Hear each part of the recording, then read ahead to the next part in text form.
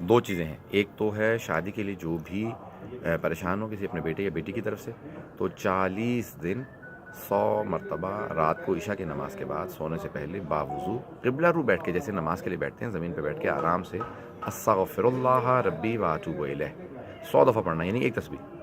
اول و آخر 11 مرتبہ صلوات، پہلے بھی بعد میں بھی.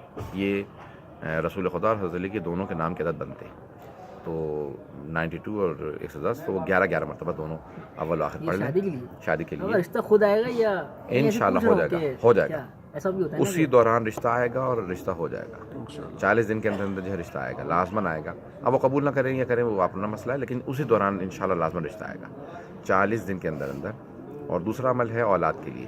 جس کسی کے یہاں اولاد نہ ہو تو وہ فجر کی نماز پڑھیں وقت پہ، قضا نہیں پڑھیں، وقت پہ پڑھیں، اور اس کے بعد قبلہ رو بیٹھ کے زمین پہ 41 مرتبہ 41 ٹائمز 40 دن سورہ فاتحہ نیت کر کے کہ اولاد کے لیے پڑھ رہے ہیں. انشاءاللہ اسی دوران ان کی وائف جو ہے وہ کنسیو کریں گی، تو وہ 41 مرتبہ 40 دن سورہ فاتحہ پڑھیں اولاد کی نیت سے. بہت شکریہ آپ کا. ویسے ہر چیز کے لیے ہیں، جس کے جو پوچھ لیں گے ہر چیز کا